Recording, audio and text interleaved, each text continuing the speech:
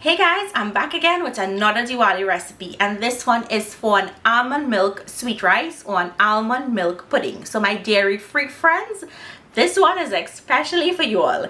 And today's episode is being sponsored by Alston's Marketing Company Limited with brands such as Naturally Almond, Caribbean Dream, Lucima, Bragg, and Squeezy. So guys, let me show you all how easy this one is going to be this Diwali when you try it.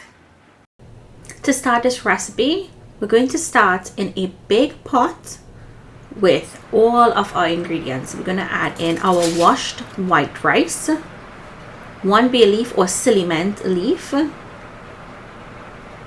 If you don't have it, of course you can omit it.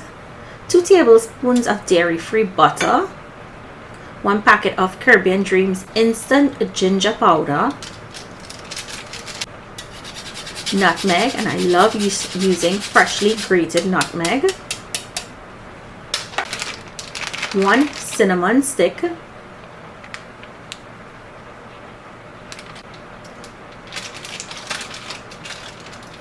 1 teaspoon of cardamon powder or elaichi powder, and 1 packet of original naturally almond milk. This is the sweetened version, but it's not overly sweet, and guess what, we're not adding any additional sugar or condensed milk to this recipe, so it's perfectly very diabetic friendly. If you wanted to add condensed milk to make it extra creamy, you can. You want to continuously stir this. You don't want it to get lumpy, you want it to cook evenly, and once the rice grains are cooked and plump, and this is what it should look like. If you're serving this later in the day, you want it to be a little runny because it will thicken as it cools. Now, you don't want to taste this if you're using it for Diwali. If you're making this on any other day, feel free to taste and adjust. I'm going to add some pumpkin spice over the top. That's just my personal preference, but of course you can omit it.